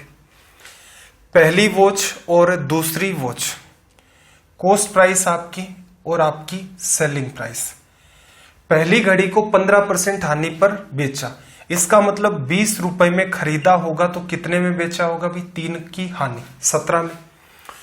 दूसरी को लाभ पर बेचा, 19%। 19% को तो 100 पर ही निकालना पड़ेगा, और तो कोई फ्रैक्शन नहीं बनता। तो 100 रुपए में खरीद लिया, इसका मतलब 119 में बेचेगा। शर्त क्या है भाई? विक्रय मूल्य बराबर। इसका मतलब ये शर्त है इसकी कि जो सेलिंग प्राइस आपकी उसे इक्वल करो। 17 और 119 का एलसीएम अगर आप लोगे, एलसीएम को छोड़ो, आप कॉमन सेंस लगाओ। 119 को 17 बनाना संभव नहीं है, लेकिन 17 को अगर आप 7 से गुणा कर देते हैं, इसे भी करना पड़ेगा। 7 से जैसे ही आप गुणा कर देंगे ये 119 बन जाएगा। सेलिंग प्राइस इक्वल होने की कंडीशन जस्टिफाई हो गई। रेशियो पर कोई फर्क नहीं पड़ा क्योंकि दोनों ही तरफ गुणा किया था, चाहे तो आप काट सकते हैं। अब आ जाओ दोनों घड़ियों का कुल क्रय मूल्य, टोटल कॉस्ट प्राइस। 140 इसकी और 100 इसकी आपकी, 7 गुणा 20, 140। कुल क्रय मूल्य कितना है? 240। असल में देखा जाए 240 किसको बताता है? 720 रुपए को। किससे गुणा किया भाई? 24 को 3 से कर दो, 72। 0 दोनों के साथ ही है। अब आपसे क्या पूछा? 15% हानि पर बेची गई घड़ी। एक सवाल तो यह था कि भाई 15% हानि पर पहली घड़ी बेच रहा है, एक सवाल यह भी हो सकता है कि 19% लाभ पर जो घड़ी बेची गई है उसका क्रय मूल्य क्या होगा। तो ये कई टाइप की आपकी अलग अलग संभावनाएं बनती हैं। यहां से देखना जरा, 140 क्रय मूल्य है, 3 से गुणा करोगे तो एग्जैक्ट वैल्यू आएगी। तो रिजल्ट क्या आ जाएगा भाई हमारा 420 रुपए। 420 रुपए ऑप्शन में नहीं है, तो 15% हानि यही होगा। चलो देख लेना भाई, इसको करेक्ट कर देना। कैलकुलेशन मिस्टेक तो मेरे हिसाब से तो नहीं लग रही है। ये आपका 3/20 हो जाएगा। 20 की चीज 17 में, 100 की चीज 119 में, 7 से आपने गुणा कर दिया यहां पर, ठीक है। और यहां से फिर आप मल्टीप्लाई करें, दोनों का एडिशन करेंगे। 240 720 को बता रहा, 3 का गुणा 140, ठीक है। 14 गुणा 3 42, करेक्ट है भाई। मेरे हिसाब से ये करेक्ट है, कोई इश्यू नहीं है। बाकी फिर भी मान लो, मैं ये नहीं कह रहा कि करेक्शन नहीं हो सकता है कोई ऐसा पार्ट मिस कर रहा हूं मैं जो आपके पकड़ में आ रहा हूं। चलिए भाई 249 पर, बाकी मेरे हिसाब से इसमें कोई कैलकुलेशन की एरर लग नहीं रही है, कोई बड़ा सवाल तो ये है नहीं। 249 की अगर हम लोग बात करें यहां से, तो देखना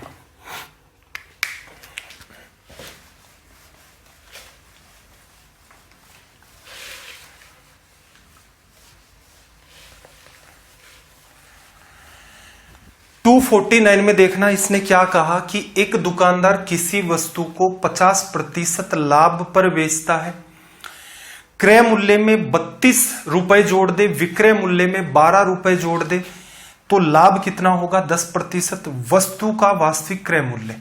ये वो सवाल है जो आपको मैंने सिखाए हैं कि एक इक्वेशन बनाओ, और एक इक्वेशन का मतलब है ये वाली इक्वेशन आपकी एक ही लाइन में बनेगी और सीधे सीधे इनका समाधान हो जाएगा। कैसे, स्टेप बाय स्टेप चलना। मान लिया कि वस्तु का जो ओरिजिनल कॉस्ट प्राइस है, वास्तविक क्रय मूल्य है, वो कितना है। वास्तविक क्रय मूल्य आपका x रुपए, कितने प्रतिशत लाभ पर बेचा भाई 50% पर। तो इसका मतलब इसका जो विक्रय मूल्य होगा वो कितना होगा, x का 150%। 150 में 150/100 करोगे, 50 से कट के 3/2। ये क्या है, क्रय मूल्य। ये उसी वस्तु का क्या है, विक्रय मूल्य। अब क्या कहा, क्रय मूल्य में 32 जोड़ दें, कॉस्ट प्राइस में आप 32 ऐड कर दो, ये नई कॉस्ट प्राइस। विक्रय मूल्य में क्या करें, 12 जोड़ दें, सेलिंग प्राइस में आप ऐड कर दो 12, नई सेलिंग प्राइस आ गई। अब क्या कह रहा है, अब इस केस में ये नया क्रय मूल्य, ये नया विक्रय मूल्य, 10% का लाभ। इसका मतलब क्रय मूल्य का आप 110% निकालो, कितना होता है 11/10, तो वो क्या आ जाएगा, विक्रय मूल्य। विक्रय मूल्य आपका ये हो गया। सरल कर लेते हैं, देखना। सॉरी, ये तो कैंसिल आउट नहीं हो रहा ना, ठीक है। चलो ऐसा कर लेते हैं भाई, पहले तो हिसाब कर लें x का। 11 को आप गुणा करेंगे, इधर x से 11x बनेगा। 10 को आप मल्टीप्लाई करेंगे x गुणा 3/2 से। 2 से ये कटेगा आपका 10 के साथ 5 बार, 5 गुणा 3 15। इधर 15x बनेगा, इधर 11x बनेगा। ये 11x इधर चला जाएगा राइट साइड में, 15x में से लेस होकर 4x। किसी बच्चे को कंफ्यूजन है, एक बार के लिए एक लाइन और लिख दे, फिर सोल्व कर ले। बाकी अगर ये बात पकड़ में आ रही है, बहुत अच्छी बात है। अब कांस्टेंट वैल्यू को देखते हैं। देखो 11 को 32 से गुणा करोगे, 11 से गुणा करना आपको सिखाया है। पहले क्या आएगा, 2, फिर 3 2 5 और आपका 3 आ गया। 10 का गुणा करोगे 12 के साथ 120, इधर आ जाएगा माइनस का 120। सरल कर ले, इसके बाद 120 चला गया, यहां से आपके पास 2 बचा, यहां से आपके पास 3 बचा, और यहां से आपके पास फिर से 2 बचा, 232। 4x, 4 से जब आप काटेंगे तो 5 बार कैंसिल आउट हो गया, और ये 8 बार कैंसिल आउट हो गया। असल में आपसे क्या पूछा था, वास्तविक क्रय मूल्य, यही तो लेकर चल रहे थे। ये लो आपका यहां से बन गया रिजल्ट। तो असल में ये एक लाइन की आपकी इक्वेशन बनती है। अब इसे कौन कितने बेहतर ढंग से करता है, ये आप पर सारा का सारा मामला डिपेंड है। लेकिन इसके अलावा रेशियो के चक्कर में इन सवालों में नहीं फंसना। जहां मुझे नीड होती है, जैसे आज के सेशन में एक जगह हमने रेशियो काम में लिया, लेकिन उसका भी मैंने रीजन बताया कि अगर रेशियो काम में नहीं लेंगे तो अलग अलग जो क्रय मूल्य निकल रहा था वो निकालना लास्ट में चैलेंजिंग होगा हमारे लिए। ठीक है, चलो भाई सवाल नंबर 250 की बात कर लेते हैं। Question number 250। लैंग्वेज को रीड करें सबसे पहले तो आप।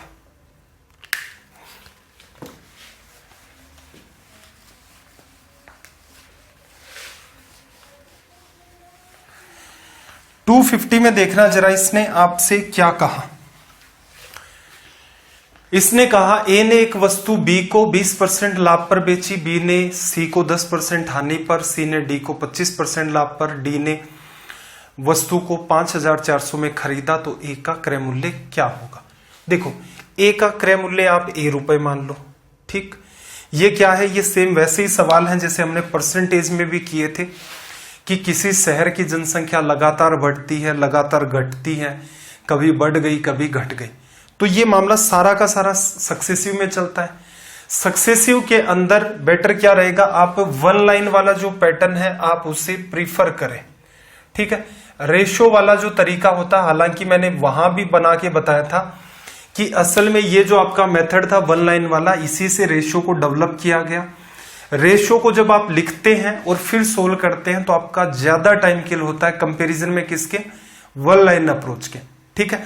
तो इसलिए मैं आपको हमेशा ही कहता हूं कि ऐसे सवालों में ये तरीका प्रीफर करें। देखो ए ने ए रुपए में खरीद लिया, 20% लाभ पर बेचा, ए का 120% निकालोगे कितना होगा भाई, 6/5। इन चीजों पर काम कर चुके हैं।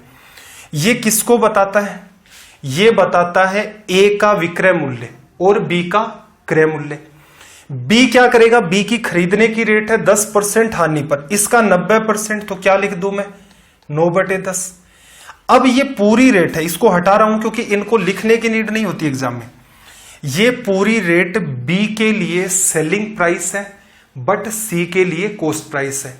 सी ने इतने में खरीद लिया, 25% का लाभ, इसका मतलब इस कीमत का 125%। क्या लिखोगे भाई, 5/4। तो ये क्या है, सी की सेलिंग प्राइस है और डी की कॉस्ट प्राइस है। डी की कॉस्ट प्राइस है तो इसका मतलब ये 5400 है। सरल करते हैं भाई, सरल करोगे तो देखना 9 × 6 54 से 54 कट गया, 5 से आपका 5 कट गया। ए की वैल्यू आप निकालेंगे, ये 1 0 2 0 3 0 और 4, तो इसका मतलब रिजल्ट आपका क्या आ गया, 4000। वन लाइन अप्रोच प्रीफर करनी है। कुछ बच्चे ऐसे प्रीफर करते हैं, क्या लिखना, 5 रुपए की वस्तु 6 में चली गई, 10 रुपए की वस्तु 9 में चली गई, 4 रुपए की वस्तु 5 में चली गई। जो लेफ्ट का राइट में कट रहा है उसको काट दो और फिर यहां से कंपेयर कर दोगे, 40 की वस्तु 54 रुपए में चली गई। 5400 को बताता है, 4000 को बताता है। तो ये जो लिखने वाली जो अप्रोच है और फिर इसमें कैंसिल आउट करने में हो सकता है किसी पर्टिकुलर पार्ट में कंफ्यूजन क्रिएट हो जाए, कई बार डेटा थोड़ा उलझा करके दे देता है, तो वहां समस्या पैदा होती है। इस पैटर्न का रिप्रेजेंटेशन खराब होता है, इस वजह से जब हमारे पास कोई समाधान नहीं बचता तब हम इसे प्रीफर करते हैं। अदरवाइज हमेशा वन लाइन अप्रोच को प्रीफर करना, सीधे सीधे दिमाग में चली जाएगी, जो चीजें कट रही होंगी वो आपको साफ साफ दिख जाएंगी। रीजन क्या है, यहां पहले आप रेशियो को कट करके सोल्व करोगे, बट इसमें एक वैल्यू कट करने के लिए और शामिल हो गई, ओरिजिनल वैल्यू, जो इसे सोल्व करने में इजी कर देता है। आई होप आप मेरी बात समझ रहे होंगे। चलिए भाई, सवाल नंबर 251 की बात करें। ये एसएससी में पूछा गया सवाल है, मेरा प्रयास रहेगा कि मैं आपको समझा दूं। थोड़ा सा डिफरेंट टाइप का सवाल है, रेलवे में वैसे उम्मीद तो नहीं है, बाकी क्या पता वो लोग सीधे सीधे कॉपी पेस्ट करके आपसे पूछ लें। पहले तो सवाल को 1-2 बार पढ़ो, रीडिंग इंपॉर्टेंट है इस सवाल की, अंडरस्टैंड करोगे उसके बाद इसका समाधान करना इजी होगा। देखना जरा इसने क्या कहा कि आयकर की जो दर है उसमें 19% की वृद्धि होने से शुद्ध आय में 1% की कमी हो जाती है, तो आयकर की दर ज्ञात करें। ठीक है, अब यहां से देखना जरा असल में होता क्या है। मान लो किसी आदमी ने कुछ पैसा कमाया, ये उसकी हो गई इनकम। अब पैसा क्या होगा, कुछ हिस्सा इसका किस में चला जाएगा, टैक्स में, और बचा हुआ इसके पास जो हिस्सा होगा ये इसकी नेट इनकम होगी। मान लो मैं हर साल 50 लाख रुपए कमाता हूं, सरकार मुझसे कहती है कि आप 6 लाख रुपए टैक्स में दे दो, तो जो पीछे जो पैसे बचे मेरे पास 42 लाख रुपए, ये मेरी क्या है, नेट इनकम। ये मैंने क्या दिया, टैक्स दिया। ये क्या थी, मेरी इनकम थी। ठीक है, तो यहां पर भी सेम टू सेम वही बात आपकी चल रही है। आप क्या कह सकते हैं, इनकम जो है आपकी वो इक्वल में किसकी होगी भाई, टैक्स प्लस आपकी नेट इनकम। आपने जितने भी पैसे कमाए उसका एक हिस्सा टैक्स में चला गया, बचा हुआ हिस्सा आपकी नेट इनकम। अब देखना, इसने क्या आपको कहीं ऐसा कहा कि इसकी टोटल इनकम चेंज हुई है? इसने ऐसा कुछ नहीं कहा। इसका मतलब इसके ऊपर तो दिमाग ही नहीं लगाना, ये तो आपकी फिक्स है। चेंज किस में हुआ, जो आप आयकर पे कर रहे थे, जो इनकम टैक्स आप पे कर रहे थे, उसमें क्या हुआ, 19% की वृद्धि हो गई। इसका मतलब आप टी रुपए पे कर रहे थे, अब आपको क्या करना पड़ेगा, टी का 19% पे करना पड़ेगा। ये क्या है, नया टैक्स। पहले आप टी पे करते थे, अब आपको टी का 19% और पे करना पड़ेगा। ठीक है, और इस सवाल में अगर कंफ्यूजन हो तो आयकर की दर जो शब्द है उसको हटा देना, आयकर में 19% की वृद्धि कर देना। ठीक है, कि जो इनकम टैक्स आप जितना पहले दे रहे थे उसका 19% आप और पे करेंगे। चलो, दूसरा, ये पैसा आपने दिया कहां से, टोटल इनकम तो आपकी फिक्स थी। इसका मतलब जैसे ही रेट बढ़ी होगी तो क्या किया गया होगा, यहां से पैसा निकाला और इस वाले पार्ट में डाल दिया। इसका मतलब आपकी जो नेट इनकम जितनी भी थी वो कितनी हो गई, 1% कम हो गई। सवाल को फिर से समझ आना जरूरी है। असल में चल क्या रहा था, आप आई रुपए कमाते थे, टी रुपए आपके टैक्स में जाते थे, आपकी जेब में जो पैसा था वो था एन रुपए। टोटल इनकम ये आपका टैक्स, और टैक्स देने के बाद जो बचा आपके पास नेट इनकम। मान लो मैंने 50 लाख रुपए कमाए, 6 लाख सरकार को दे दिए, मेरे जेब में 42 लाख रुपए बचे, तो ये नेट इनकम, ये टैक्स और ये आपकी इनकम। आयकर जो है वो कितना बढ़ गया, 19%। इसका मतलब ये हुआ, पूरे सवाल की लैंग्वेज आपने पढ़ी, आपको कहीं भी ऐसा उसने नहीं कहा कि जो इस इंसान की टोटल इनकम है वो कम या ज्यादा हो रही है। इसका मतलब ये पार्ट तो फिक्स है। तो ये चेंज क्यों आया, हो सकता है भाई सरकार कह दे कि अब हमारी इकोनॉमी है वो डाउन चल रही है, हम टैक्स है वो बढ़ाएंगे। आप 10 लाख रुपए पहले कमा रहे थे, 10 लाख ही अब कमा रहे हैं, उस पर तो कोई फर्क नहीं पड़ेगा। लेकिन सरकार जैसे टैक्स बढ़ाएगी तो क्या होगा, पहले आप टैक्स देते थे, कुछ पैसा जेब में बचता था, रेट बढ़ा देगी, 10 लाख नहीं चेंज होंगे आपके पास जो बचत थी उसमें से कुछ हिस्सा आपको टैक्स की तरफ बढ़ाना पड़ेगा। तो यही काम ये हुआ, पहले आप टी रुपए का टैक्स देते थे, अब टैक्स जो है आपका 19% बढ़ गया। दर शब्द हटा लेना यहां से, पहले टी रुपए देते थे, अब टी का 19% और देना पड़ेगा। ये पैसा आया कहां से, इनकम तो फिक्स है। इसका मतलब पहले आपकी जेब में एन रुपए बचते थे और इसने कह रखा है शुद्ध आय में 1% की कमी हो गई। इसका मतलब एन में से एन का 1% घटाया, तो ये जो पैसा था सरकार ने क्या कहा, जेब में क्या करेगा, हमारे खजाने में डालो। तो सरकार के खजाने में आपने डाल दिया। कंक्लूजन क्या निकला भाई, टैक्स का जो 19% है वो असल में देखा जाए नेट इनकम का 1% है। एसएससी में तो ये बताते हैं कि सीधे सीधे सवाल समझ आ गया, तो इतनी सी बात थी। नेट इनकम 1% कम हुई, टैक्स 19% आपका ज्यादा जाने लग गया, दोनों चीजें आपकी इक्वल हैं। 16 जब आप करेंगे तो टैक्स अपॉन नेट इनकम क्या होगी, 1/19, कि आदमी की जेब में 19 रुपए बचते हैं और आदमी ने 1 रुपए का टैक्स दिया। लेकिन पूछा क्या, इनकम टैक्स की रेट, आयकर की जो दर है, इनकम टैक्स किस पर लगेगा भाई, मैंने 50 लाख रुपए कमाए हैं तो उस 50 लाख रुपए पर लगेगा। तो आप क्या कह सकते हो, 1 रुपए का टैक्स लगा, 19 रुपए जेब में बच के, इसका मतलब आपने कमाए कितने थे, 20 कमाए थे। 1/20 को प्रतिशत में बदलना है, गुणा 100, रिजल्ट क्या आएगा, 5%। ठीक है, मेरे हिसाब से एग्जाम की अप्रोच यही होती है। ऊपर आपकी कंप्लीट अंडरस्टैंडिंग है, यहां एक शब्द हटा लेना, आयकर की दर में 19% की वृद्धि नहीं, आयकर में 19% की वृद्धि, आप इस शब्द को इस्तेमाल करेंगे। करवाया क्यों है, उम्मीद तो नहीं है, लेकिन एसएससी के अंदर इस चैप्टर के अंदर थोड़ा सा ये कंफ्यूजन का पार्ट होता, चाहे आप इसे परसेंटेज में डील कर दें, चाहे आप इसे प्रॉफिट एंड लॉस में डील कर दें। आई होप बात आपको समझ आ गई होगी। चलो भाई, एक सवाल और देखना, सवाल नंबर आपका 252, सवाल नंबर 252। Question number 252। नया पैटर्न है, स्टार लगा लेना, इसका मतलब अच्छे से सीखनी है इस बात को।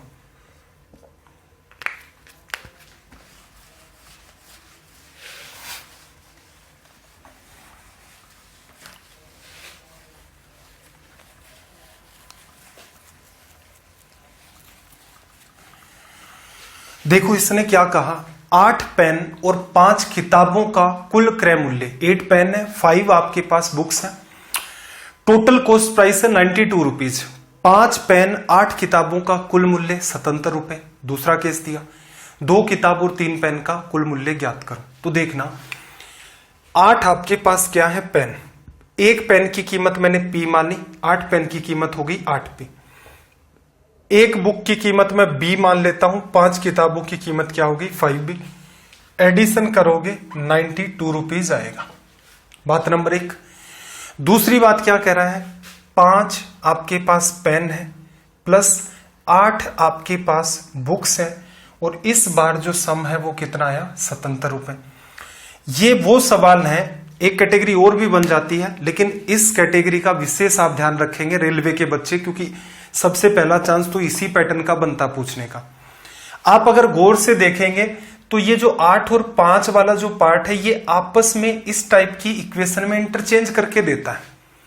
इंटरचेंज करके नहीं देगा तो इसका मतलब इसका समाधान आसान नहीं होगा। सरल करने का यही तरीका होगा, क्या कि इस ऊपर वाले को 8 से गुणा करो, नीचे वाले को 5 से गुणा कर दोगे, एक में से दूसरे को घटा दो। ठीक है, अगर आपको ये चीज मिले 8-8 हो रहा है इंटरचेंज, 5-5 इंटरचेंज हो रहा है, तो फायदा क्या है? फायदा ये है, देखना जरा, अगर आप पहले और दूसरे समीकरण को जोड़ दें, अगर आप पहले और दूसरे समीकरण को जोड़ दें तो 8 और 5 13, 8 और 5 13, 13 कॉमन ले लोगे, ब्रैकेट में क्या आ जाएगा pen plus book equals to में क्या आ जाएगा 7 और 2 9, 9 और 7 16। 13 कितनी बार कटा 13 बार, 13 का स्क्वायर होता है।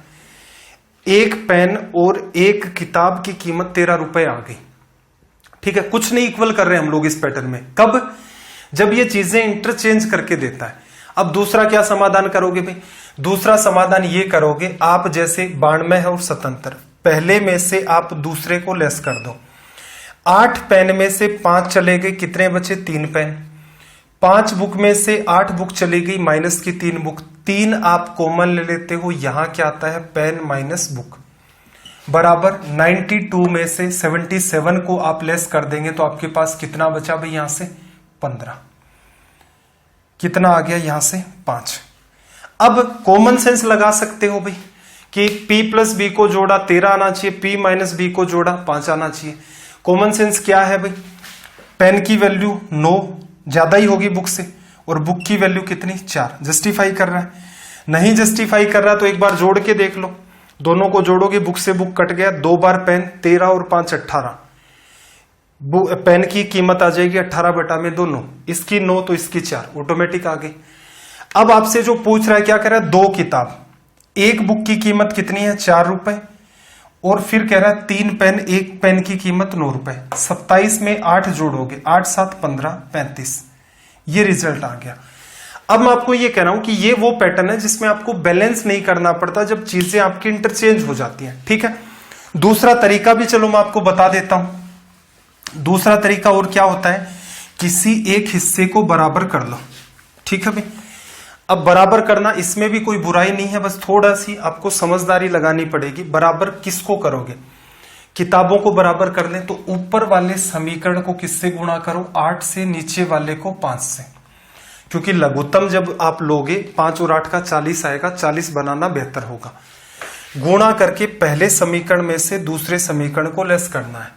तो ये देखो 40 बी तो कट गया, 8 गुणा 8 64, 64 आपके पास क्या आ गया पेन, माइनस 5 गुणा 5 25 पेन और बराबर देखना 8 गुणा 2 16, 8 9 72 और 73, 7 5 35, 35 और 3 38। इसको सोल्व करोगे यहां से तो ये कितना आ गया भाई आपका 39 पेन इक्वल्स टू में। इसको फिर से सोल्व कर देते हैं, कितनी बार डिवीजन लेस हुआ एक बार 8 और 5 आपका 13 और ये 3 और 4 351 लिखा जा सकता है। अब आपको पता रिजल्ट परफेक्ट आएगा तो इसका मतलब कटेगा। अगर 39 को 10 से करते हो तो कितना आता है 390। 9 से गुणा करें, 9 गुणा 9 81, 9 गुणा 3 27, 27 में 8 जोड़ा 35। इसका मतलब ये वैल्यू 9 बार कट गई।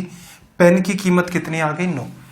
सवाल अभी भी सोल्व नहीं हुआ है, आगे भी सोल्व करना पड़ेगा। देखना इसकी कीमत, पेन की कीमत आ गई 9। 9 गुणा 8 72, इसमें से लेस कर दोगे 20 बचेगा। 5 बुक की कीमत 20, तो बुक की कीमत कितनी आ गई 4। अब आपसे क्या पूछ रहा था, 4 किताबें 8 रुपए की, 3 पेन 27 रुपए के, कुल कितना 35 रुपए। तो मैंने आपको एक बात समझाई कि एक संभावना ये होती है कि दोनों ही केसेस में जो पार्ट है संख्याओं के वो इंटरचेंज हो जाते हैं। इंटरचेंज हो जाते हैं तो ये मेथड जो आप बैलेंस करने वाला फॉलो करते हो इसकी नीड नहीं होती है। एक बार जोड़ो एक बार घटाओ, सीधे सीधे आ जाएगा। या फिर ये कह लें कि भाई बैलेंस करके करना चाहते हो, बिल्कुल बैलेंस वाला तरीका तो आपका हर जगह पर काम करेगा ही करेगा। चलिए भाई, मेरे ख्याल से काफी टाइम हो गया है, 1 आवर प्लस अपनी क्लास हो गई है। सेशन को यहीं तक रखते हैं। सवाल नंबर 252 तक अपने कंप्लीट हो चुके हैं। अगली क्लास में देखो, कुछ बच्चे कह रहे थे कि सर डिस्काउंट नहीं पढ़ा रहे, तो देखो डिस्काउंट को यहां पर हम लोग प्रॉफिट एंड लॉस में ही कवर करेंगे। रीजन, प्योर डिस्काउंट के कुछ गिने चुने सवाल होते हैं, तो 10 से 15 सवाल हम लोग क्या कर दें, प्योर डिस्काउंट के कर दें। जैसे ही प्योर डिस्काउंट के 10 से 15 सवाल हो गए, फिर बाकी सवाल जो होंगे वो किसके साथ इंक्लूड होंगे, प्रॉफिट एंड लॉस के साथ। तो आज का सेशन अपना यहीं तक रहेगा। आपको ये सेशन कैसे लगते हैं, एक बात फिर से मैं आपको रिपीट करना चाहूंगा, अच्छे से नोट्स बनाएं, उनको रिवाइज भी करें। पीडीएफ जितने शानदार पैटर्न में अपनी है, आपको पूरे यूट्यूब क्या कहीं पर भी वैसी पीडीएफ आज की डेट में नहीं मिलेगी कि सवाल भी सामने है, क्लिक करते ही वीडियो भी आपका उसी लेक्चर का तुरंत मिल जाता है। इससे बेहतर क्या चाहिए। डाउट ग्रुप है, डाउट ग्रुप पर बिल्कुल मैं बहुत बार रिप्लाई भी करता हूं, या बहुत सारे स्टूडेंट हैं वो भी रिप्लाई कर देते हैं। तो ऐसी फैसिलिटी मेरे ख्याल से आपको कहीं नहीं मिलेगी जैसी स्टडी IQ आपको प्रोवाइड करवा रहा है। 1.25 घंटे की क्लास है, 8 या 10 मिनट का तो मैं कहता नहीं कि कुछ एग्जाम रिलेटेड भी बात हमें करनी होती है। इधर उधर की बात मैं 1% भी नहीं करता जो आपकी पढ़ाई से हटके हो। ठीक है, जैसा आपको पढ़ाया जा रहा है एटलीस्ट उतना तो पढ़े। बहुत सारे लोग हैं मार्केट में आपको डराने की कोशिश करेंगे कि ऐसा नहीं करोगे तो ये हो जाएगा, इस लेवल के सवाल आ जाएंगे तो क्या होगा। इनका काम हमेशा डराना ही होता है, क्योंकि पढ़ाने वाली बात तो इनके पास होती नहीं है। तो सोचते हैं कि बच्चे को डराया जाए किसी नाम से। आप इतिहास उठा करके देख लो, रेलवे का जो भी एग्जाम जिस भी पैटर्न से होती है उसमें माइनर चेंज आना बहुत नॉर्मल सी बात है। लेकिन ऐसा नहीं होता कि काया पलट हो जाए कि इस बार आपकी वैसी अलजेब्रा या ट्रिग्नोमेट्री देखने को मिलेगी जैसी सीजीएल में पूछी जाती है, ऐसा संभव नहीं है। सेशन कैसे लगते हैं कमेंट जरूर करें, अच्छे लगते हैं तो भी कमेंट करें। अगर आपको ये लगता है सर वो वाली बात नहीं है तो एटलीस्ट आप सजेशन रखें अपने कि सर ऐसा सा सुधार कर दो, मैं इस स्तर का बच्चा हूं, मैंने सारी क्लासें देखी हैं, यहां पर मैं थोड़ा सा अनकंफर्ट फील कर रहा हूं। अगर हमें ये लगा कि बच्चे की जेन्युइन बात है, बिल्कुल उस चीज को हम लोग आने वाले लेक्चर्स में सुधार लेंगे। तो चलिए फिर, आपका दिन रात सब मंगलमय हो। मिलते हैं अगली क्लास में। जय हिंद, जय भारत।